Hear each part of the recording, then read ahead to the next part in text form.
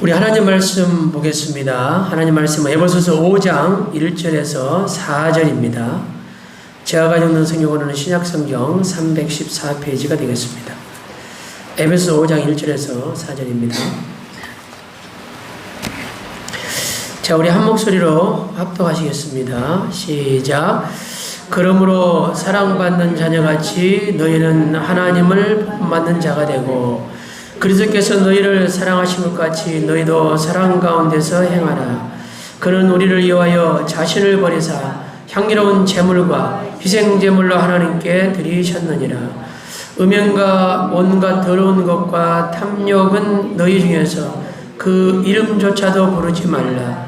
이는 성도에게 마땅한 바니라. 누추함과 어리석은 말이나 희롱의 말이 마땅치 아니하니 오히려 감사하노라. 아멘. 네, 저는 오늘 본 말씀 통하여 사랑하고 감사하라라는 제목을 함께 하나님 말씀 나누고자 합니다. 따라하시겠습니다. 사랑하고 감사하라. 오늘 본문 1절을 이렇게 시작합니다. 그러므로 사랑받는 자녀같이 너희는 하나님을 본받은 자가 되고. 우리는 이미 하나님의 사랑을 받은 자요, 지금도 받고 있는 받는 자인 줄 믿으시기를 주님으로 축원합니다. 주님의 사랑은 어제나 오늘나 영원토록 동일하셔서 우리를 사랑하실 때 끝까지 사랑하심으로 우리를 사랑하셨고 지금도 사랑하시고 우리를 또한 영원히 사랑하시는 하나님인 줄을 믿습니다. 그 사랑을 받는 자녀같이 너희는 하나님을 본받는 자가 되고라고 말씀합니다. 저는 이 말씀을 볼 때에 본받는 자가 되라는 그 말씀 속에 부담감이 좀 됐습니다. 왜냐하면 하나님과 저를 볼 때, 나를 이렇게 생각해 볼 때 하나님은 완전하시고 완벽하신 분에 비해서 저는 너무나 연약하고 모자라고 부족함이 많은 걸 생각할 때에 내가 하나님을 얼마나 본받을 수 있을까 하는 부담이 되었습니다. 그러나 사랑을 받는 자녀같이 할 때 같이 헬라어 원어를 보니까 카토스인데 모방을 말하고 있었습니다. 즉 닮은 꼴이 되라는 말입니다. 우리가 하나님같이 될 수는 없습니다. 그러나 하나님처럼 될 수는 없지만 하나님을 닮은 꼴이 될 수는 있다. 하나님을 닮을 수는 있다 이 말입니다. 현대어 성경을 찾아봤더니 이 구절을 이렇게 번역하고 있었습니다. 모든 일에 하나님을 닮은 사람이 되십시오. 그러니까 조금 쉬워지고 좀 자신감이 생기더라고요. 하나님을 본받은 사람, 본받은 자가 되라는 말씀에 대해서. 그리고 쉬운 성경에 보니까 그러므로 하나님을 닮으려고 노력하십시오. 이렇게 번역이 되어 있습니다. 네. 우리가 그러므로 하나님을 닮아 갈 수 있음을 믿으시기를 바랍니다. 최소한 우리는 하나님을 닮아 가려고 노력할 수 있기를 바랍니다. 제가 한번 생각해 봤어요. 제가 살아가면서 순간순간 하나님을 닮아 가려고 노력하면서 사는 시간과 그 순간이 하루 동안에 얼마나 됐었는가. 내가 하나님을 닮아야 되겠다는 생각을 가지고 말을 하고 내가 하나님을 닮아야 되겠다는 생각을 가지고 내가 행동하고 살았던 시간이 얼마나 됐을까를 생각해 봤더니 그렇게 많지가 않았습니다. 정말로 하나님을 닮아야 되겠다는 생각을 하고 사는 시간이 그렇게 하루 동안에 많지 않았다는 것이 생각이 들었어요. 예, 목사인 제가 감히 그렇게 고백을 합니다. 진짜 그랬던 것이 제 안에 돌아봐졌기 때문입니다. 우리가 최소한 하나님을 완벽하게 닮을 수는 없지만 우리가 하루 중에 그래도 내가 하나님을 닮아가는 시간을 많이 갖고 우리가 살아야 되겠다는 생각을 더 많이 해야 되지 않을까 하는 생각을 저 자신에게 더 많이 적용을 하면서 이 말씀을 보게 됐습니다. 오늘 성경은 우리가 하나님을 닮아가야 되는데 우리가 하나님을 닮아가는 삶을 살기 위해서 두 가지를 말씀합니다. 그 두 가지가 무엇인가 하면 사랑, 그 다음에는 감사입니다. 그러니까 우리가 사랑하고 살고 감사하며 살면 우리가 하나님을 닮아갈 수 있는 삶을 살 수 있고 하나님을 닮아갈 수 있다는 것이죠. 그러므로 우리가 이 5월이 아니죠. 5월은 가정의 달이고 이 9월은 이 추수의 계절 감사의 달인데 우리가 하나 더 붙여서 이 사랑과 감사를 통해서 하나님을 더 닮아가는 그런 계절이 됐으면 더 좋겠습니다. 그런 은혜가 있기를 주의 이름으로 축원합니다. 우리가 하나님을 닮아가면 이보다 더 기쁜 일이 어디 있고 하나님은 이보다 더 기쁘게 생각하신 일이 없을 것 같아요. 그래서 첫째로 우리가 이 사랑에 대해서 말씀을 좀 나눠보고자 하는데요. 우리 2절 한번 읽겠습니다. 시작. 그리스도께서 너희를 사랑하신 것 같이 너희도 사랑 가운데서 행하라. 그는 우리를 위하여 자신을 버리사 향기로운 제물과 희생 제물로 하나님께 드리셨느니라. 2절에 보면 그리스도께서 너희를 사랑하신 것 같이라고 이렇게 말씀했습니다. 여기서 같이라는 단어가 바로 또 카토스입니다. 그러니까 그리스도께서 우리를 사랑하신 것 같이 그의 사랑을 닮아가라는 뜻입니다. 그의 사랑을 닮아가라. 자, 그리스도께서는 예수님께서는 어떤 사랑을 하셨습니까? 예수님께서는 사랑을 하시되 말로만 사랑하신 것이 아니라 직접 행함으로 사랑하셨죠. 그래서 사랑은 행동입니다. 그래서 사랑 가운데 행하라고 말씀하셨는데 행동에는 무엇이 따른가 하면 반드시 희생이 따릅니다. 희생이. 예수님이 먼저 우리에게 희생을 보이셨죠. 우리 죄를 위해서 자신을 버리시는 희생을 하셨습니다. 그리고 향기로운 제물이 되셨습니다. 누구를 위해서? 저와 여러분을 위해서. 그래서 2절 다시 한번 읽어보면 이렇게 말씀하셔요. 그리스도께서 너희를 사랑하신 것 같이 너희도 사랑 가운데서 행하라. 그는 우리를 위하여 자신을 버리사 향기로운 제물과 희생 제물로 하나님께 드리셨느니라. 자, 이 말씀을 빌립보서 2장 6절로 8절에 보다 구체적으로 기록하고 이렇게 있는데요. 예수님은 하나님의 본체셨죠. 본체시지만 하나님과 동등됨을 취할 것으로 여기지 않으셨다라고 말씀하시고 그렇게 자신을 희생하신 거죠. 그리고 자기를 비우시고 오히려 종의 형체를 가지시고 사람의 모양으로까지 자기를 낮추시고 죽기까지 복종하시고 십자가에서 죽으시고 우리를 죄와 사망과 저주에서 건지신 분이 하나님이시다. 그렇게 희생함으로 우리를 사랑하셨다. 그냥 말로만 사랑하신 것이 아니라 그렇게 직접 행동하시고 실천하심으로 액션을 취하심으로 그렇게 사랑하셨다는 것을 지금 말씀하고 있는 것입니다. 그러므로 사랑은 이론이 아니라 실천입니다. 그래서 우리가 자식을 사랑하기 때문에 자식을 위해서는 자녀를 위해서는 무조건 희생하게 되어집니다. 이유를 불문하고 우리가 희생하게 되는 걸 봅니다. 주님께서 저와 여러분을 그렇게 사랑하신 걸 믿으시기를 주님으로 축원합니다. 요한계시록 2장에 보면 초대교회가 쭉 7교회가 나오잖아요. 그 7교회 중에 에베소 교회가 있습니다. 근데 이 에베소 교회는 많은 칭찬을 가지고 있는 그런 교회였습니다. 수고가 있었고 에베소 교회는 인내가 있는 교회였다 그렇게 말씀하시고, 그 다음에 악한 자들을 용납하지 않았다. 거짓된 것을 드러내는 교회였고, 또 참고 예수 이름을 위해서 견디고, 이런 모든 일에 게으르지 않고 부지런한 교회가 에베소 교회였다라고 칭찬을 합니다.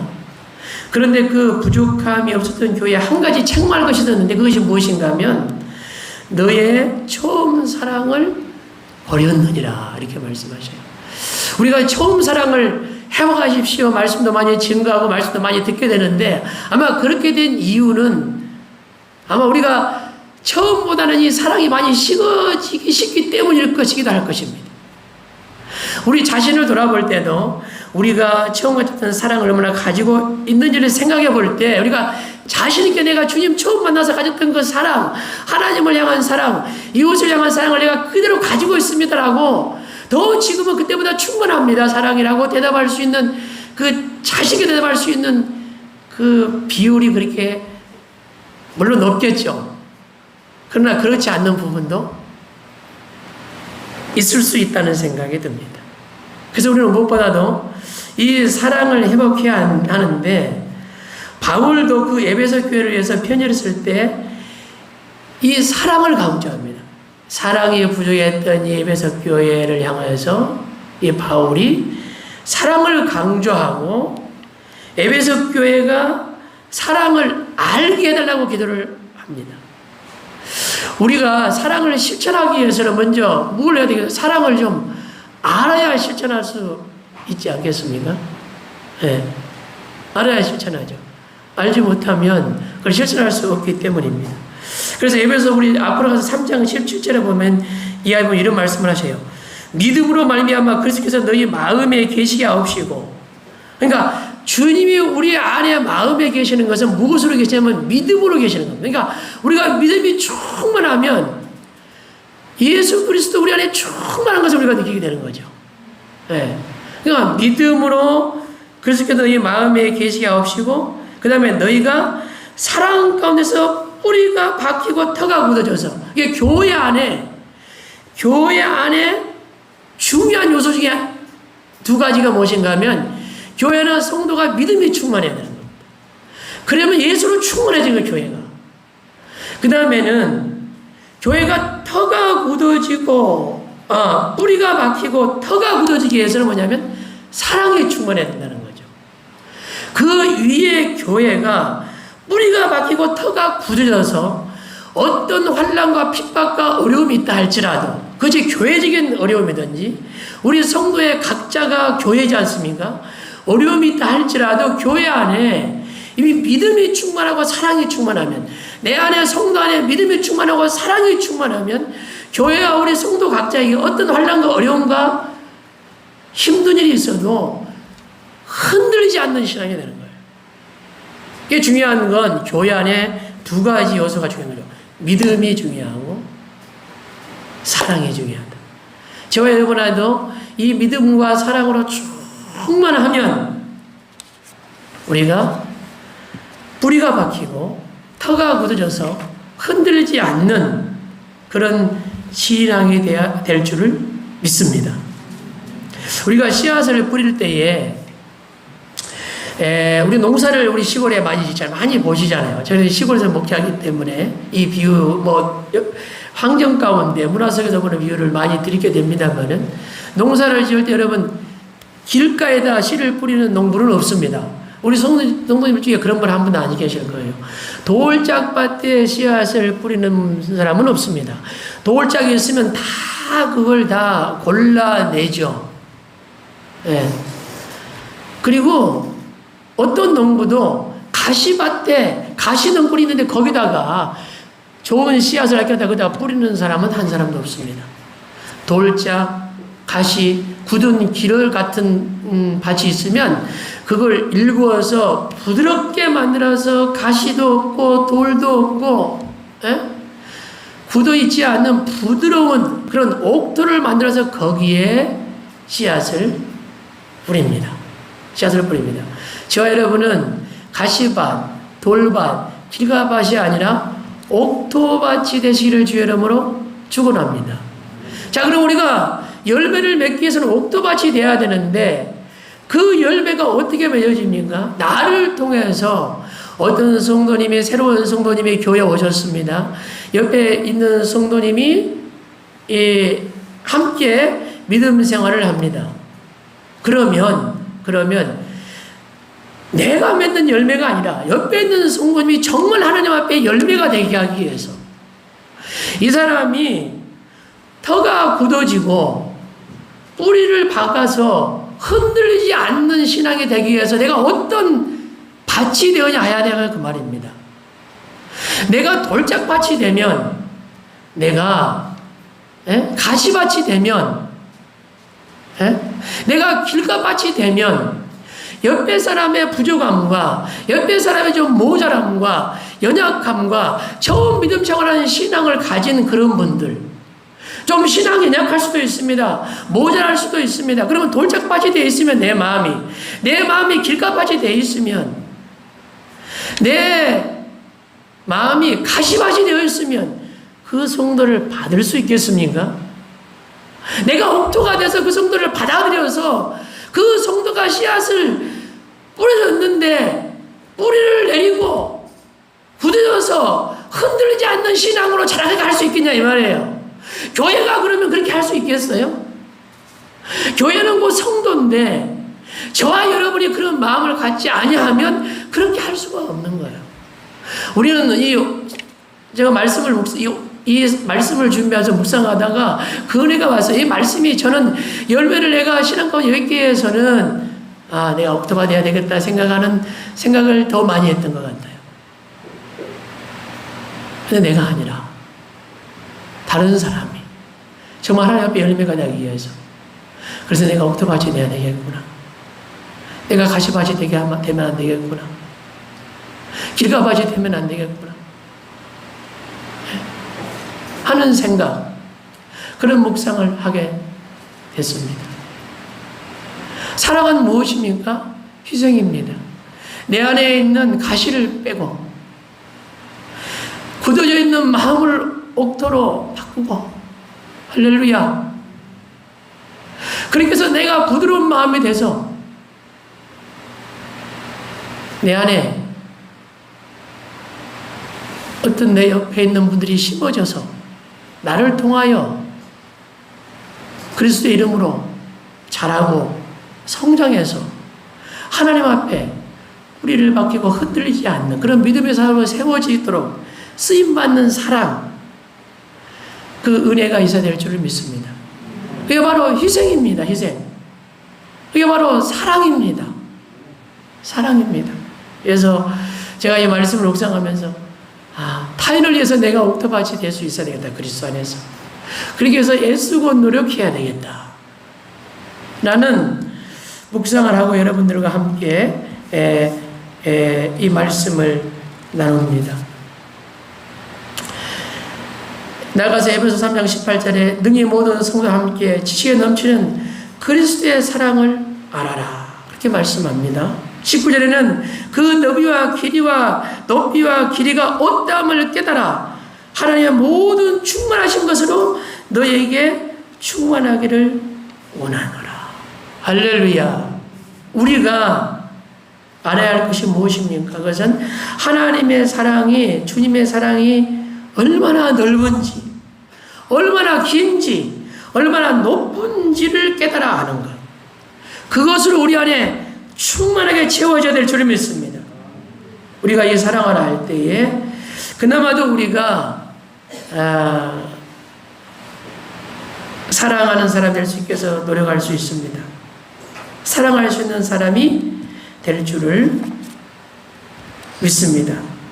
이 사랑을 아는 것 하나만으로 우리는 사랑할 수 있죠. 네. 하나님의 사랑을 닮아갈 때에 우리가 서로 사랑하는 은혜가 넘치게 될 줄을 믿습니다. 두 번째로는 감사입니다. 감사해야 합니다. 자, 감사는 무엇으로 합니까? 오늘 본문에 보니까 4절만 읽어보겠습니다. 누추함과 어리석은 말이나 희롱의 말이 마땅치 아니하니 오히려 감사하는 말을 하라 이렇게 말씀합니다. 이게 단순하게 보면 감사는 뭘로 하냐면 감사는 말로 하는 거예요. 말로. 여기 보니까 이 4절 끝절에 보니까 감사하는 말을 하라 그러잖아요. 그러니까 우리는 말부터 감사해야 되는 거죠. 네. 감사해야 돼요. 네. 그 감사의 고백이 굉장히 중요합니다. 감사와 반대되는 말에 대해서 3절로 이제 4절에 그 말씀을 하시는데요. 음행, 더러운 것, 탐욕. 이것도 뭐 다 음행에 대한 말, 이런 거겠죠. 예, 뭐 음행은 뭐 성적 타락을 말합니다만은. 그 다음에 뭐 더러운 말, 뭐 굳이 다 우리가 이렇게 나누지 않더라도 더러운 말에서 생각해 볼 수 있을 것이고요. 그 다음에 탐욕, 뭐 필요한 것이 충분한데 그걸로 만족하지 못하고 계속 채우려고 하는 욕심을 갖는 거. 그게 이제 탐욕이라고 볼 수 있습니다. 이와 같은 것은 이름조차도 부르지 말라 그랬어요. 근데 저는 이제 이름조차도 부르지 말라는 것은 이런 말 자체도 기억하지 말라는 얘기잖아요. 이런 말 자체도 기억하지 마라. 근데 여러분 어떻습니까? 저는 이제 예수를 믿고 나서 구원받아서 하나님의 자녀가 되고 하나님 말씀을 듣고 또 이거 배우고 읽으면서 이 언어가 많이 바뀌었어요. 언어가 많이 바뀌고 그리고 잊어버린 언어가 많아요. 지금 보니까 이 말씀을 딱 그저 보니까 이게 더러운 말을 예수 믿기 전에 많이 하고 살았던 그 말들도 다 잊어버리고 지금은 생각이 잘 안 나요. 여러분 유행가 예전에 많이 부르다가 많이 잊어버린 것처럼 우리가 쓰는 단어도 애들이 썼던 단어도 많이 잊어버렸어요. 그런 것들 있으면 한번 생각해 보세요. 생각해 보십시오. 네. 안 좋은 말 이런 거 다 잊어버렸잖아요.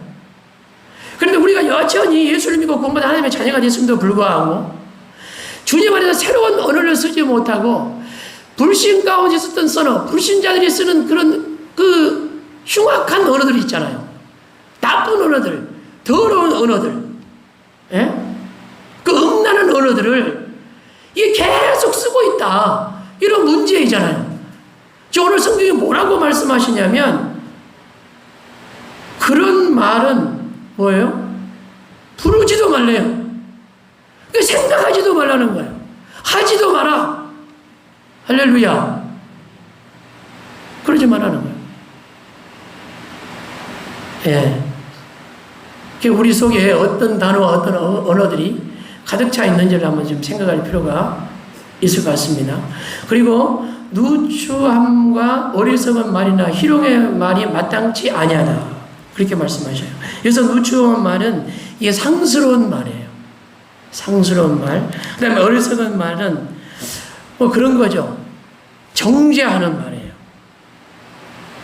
저 사람이 저랬대. 이 사람이 이랬대. 하고 다른 사람을 판단하고 정죄하는 말.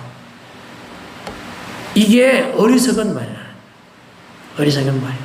그러니까 다른 사람을 판단할 시간에 우리가 주님 앞에 집중하는 시간을 드리는 것이 더 중요한 줄 믿으시길 바랍니다. 다른 사람에게 집중하지 말고 하나님께 그 시간에 집중해야 돼요.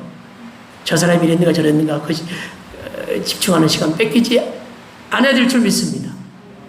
예. 그 다음에 희롱의 말은 농담의 말이에요. 농담의 말. 저도 가끔 이렇게 이제 우리 성도님들하고 저도 이렇게 농담의 유혹을 받을 때가 있어요. 유머를 좀 하고 싶어가지고 분위기가 너무 좀 딱딱하면 제가 좀 분위기를 부드럽게 하기 위해서 유머스러운 말을 하고 싶다 싶었는데 잘못하면 농담이 되는 경우가 있어요. 그래서 제가 지나고 나면 거의 한 90%는 후회해요. 왜냐하면 제가 농담의 말을 이렇게 딱 던졌을 때에 성도님의 반응이 그렇게 은혜스럽지가 않아요. 그러니까 순간 놀랄 수도 있는 거죠. 아니, 목사님 무슨 농담을 제가 많이 하지는 않습니다. 여러분이 늘 같이 있기 때문에 여러분이 다 아신 줄 아는데 그래도 조금이라도 농담의 말을 하면 안 되겠구나 하는 생각을 가끔 하게 됩니다. 예, 의도는 좋았지만 이 농담의 말은 실수하는 경우가 많습니다. 그래서 그런 그 희록의 말을 하지 말라는 거예요. 농담이 잘못되면 희록이 될 수 있기 때문에. 그 말을 하지 말고 무슨 말을 하냐면 감사의 말을 하라. 할렐루야. 저와 이번에 이 감사의 은혜가 충만해지시기를 주의 이름으로 축원합니다. 우리가 뭐 성경에 그 많은 예를 들을 수 있지만 민수기 14장에 보면 가나안 정탐꾼 그 10장장 이후에 이스라엘 백성들이 정탐호 와서 부정적인 보고를 하는 그들을 말을 듣고 막 원망하고 불평하지 않습니까? 그리고 차라리 그냥 광야에서 우리가 죽는 게 낫겠다라고 하죠. 근데 하나님께서 28절에 뭐라고 말씀하셔요? 14장. 내 삶을 두고 맹세한다. 내 귀에 너희가 들린 대로, 너희가 말한 것이 들린 대로 내가 너희에게 행할 것이다 라고 말씀하시고, 광야에서 1세대 여호수아 갈렙에는 다 죽잖아요. 그리고 40년 광야를 회정하게 만들고, 1.5세대 되고 2세대밖에 가나안 땅에 들어가지 못합니다. 그러니까 말이 굉장히 중요한 거죠. 감사는 무엇을 한다고요? 말로 하는 겁니다. 그러니까 여러분 늘 감사하시기를 바랍니다. 그리고 감사의 조건을 날마다 찾는 은혜가 있기를 주님은 축원합니다. 그래서 이스라엘 백성들이 왜 감사를 못했을까라고 생각을 해봤거든요. 그러니까 그들이 감사를 잃어버렸던 거죠. 잃어버렸는데 저는 당연하면서 한번 생각해봐요. 당연함. 이스라엘 백성이 애굽에서 400년 동안 종살이를 하죠. 근데 하나님의 은혜로 맺어지 출애굽을 하고 가나안 땅을 허락받습니다. 약속받아서 그들이 출애굽을 하죠. 역사 속에서. 그런데 그들이 왜 그 감사를 못하고 불평을 했을까? 그들이 하나님의 그 은혜를 그냥 당연하게 생각했기 때문이 아닌가. 그냥 늘 하나님이 은혜는 값없이 받는 거잖아요. 이게 거저 받은 것에 대해서 그걸 귀하게 여겨야 되는데 그걸 이게 당연하게 여겼다는 거죠. 당연하게. 당연하게 여긴 거예요. 자, 우리가 자녀가 있잖아요.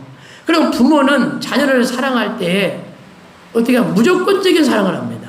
주는 사랑을 하고 희생적인 사랑을 했습니다.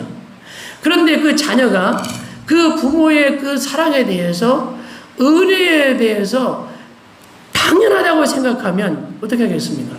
감사가 나오겠습니까? 부모가 나를 사랑하고 나는 자식이니까 나를 위해서 희생하는 것은 당연한 거야 라고 만약에 그 자식이 그렇게 생각한다면 그 자식이 최소한 부모의 희생에 대해서 살아서 깨닫기 전까지는 감사하지 못할 거예요. 아무리 퍼서줘도 아무리 희생을 해도 당연한 거야. 감사할 수 없는 거죠. 이스라엘 백성들이 하나님의 그 큰 사랑으로 그들이 그 애굽의 4명 동안 종살에서 나왔음에도 불구하고 그들이 당연하게 생각했기 때문에 얼핏 한번 원망하고 불평하는 것밖에 할 수 없었다는 거죠. 그래서 우리가 믿음 생활하고 신앙 생활할 때에 이 당연하게 생각할 수 있는 것을 조심해야 됩니다. 우리가 너무 하나님의 은혜와 사랑을 많이 얘기하고 그 사랑 안에 있고 그 은혜 안에 있는 것이 강조되기 때문에 우리가 주님의 사랑을 잘못하면 당연하게 생각할 수 있습니다. 우리가 하나님의 사랑을 받고 우리가 구원을 받은 것은 당연한 것으로 그냥 그렇게 이루어진 것이 아닙니다. 하나님의 번째 예수님이 자기를 비워서 종의 형체를 가지고 사람같이 되시고 이 땅에 오시고 십자가에서 죽으시고 우리를 사망과 죄악에서 건지시는 사랑을 하심으로 우리를 구원하신 것입니다. 그냥 당연히 된 게 아닌 거예요. 우리가 감사할 수 있는 은혜가 있기를 바랍니다. 당연히 이루어진 게 아닙니다. 당연하게 그냥 된 게 아니라는 사실입니다. 에베소 6장 7절에 내가 무엇으로 심든지 그대로 거둔다고 말씀합니다. 그대로 거둔다고 말씀하시죠. 우리가 불평을 심으면 불평을 30배, 60배, 100배로 거둡니다. 감사를 심으면 감사를 30배, 60배, 100배로 거두는 줄 믿으시기를 주의 이름으로 축원합니다. 요한복음 11장 41절에 보면 나사로를 예수님께서 살리시잖아요. 살리실 때에 예수님 기도하실 때 어떻게 기도합니까? 나의 아버지여 내 말을 들으신 것을 감사하나이다. 할렐루야. 예수님도 감사했습니다. 오병이의 기적을 일으키실 때도 예수님께서 축사하셨습니다. 감사의 기도를 하셨다는 말씀입니다. 자, 말씀 맺겠습니다. 자, 인간 할 때 사람 인자에다가 어떤 한문을 쓰십니까? 사이간자를 씁니다. 사이간자. 그러니까 사람은 인간과 인간 사이에서 사는 것입니다. 하나님과 나, 그리고 인간과 인간 사이에서 사는 겁니다. 그러니까 혼자 사는 게 아닙니다, 절대. 네. 같이 함께 그 사이 속에서 하나님을 섬기고 주의 일을 이뤄가고 함께 살아가는 것입니다.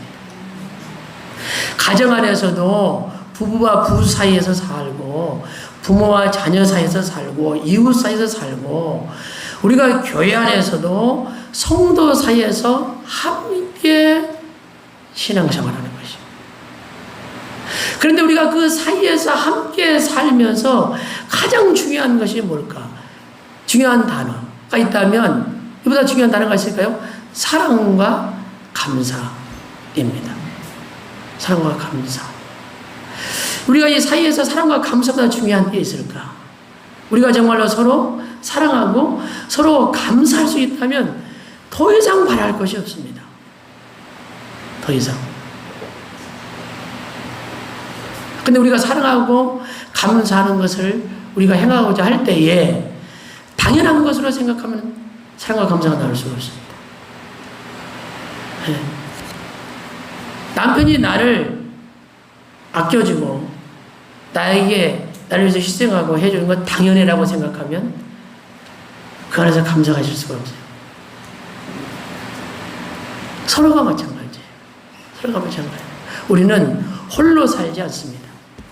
사이에 살아가고 있습니다. 하나님과 우리 사이, 인간과 인간 사이에 살고 있습니다. 이 사이 속에서 우리가 가장 행복한 삶을 살 수 있는 것은 우리가 사랑하고 감사하는 삶입니다. 하나님을 사랑하고 이웃을 사랑하고 하나님께 감사하고 이웃에게 감사하는 은혜가 있기를 주의 이름으로 축원합니다. 네, 우리 찬송가 302장 찬양하면서 준비하여 드리겠습니다.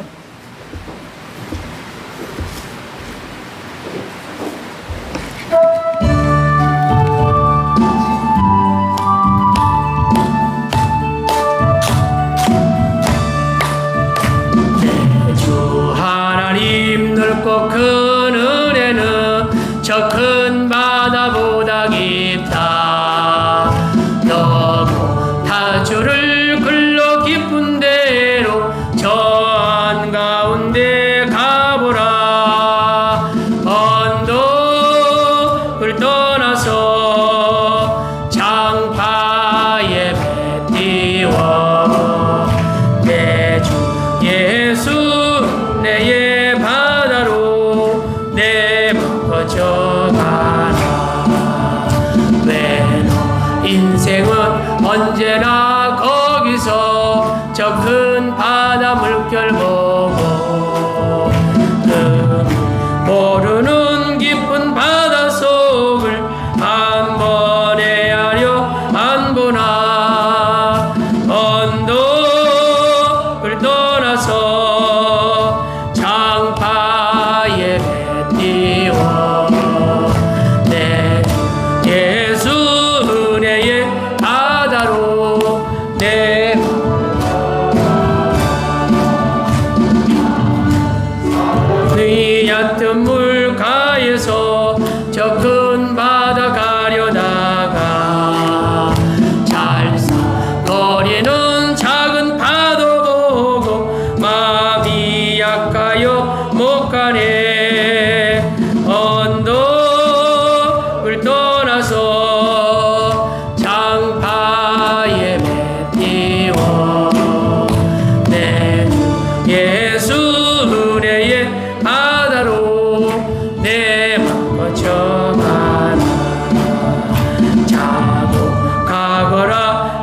되고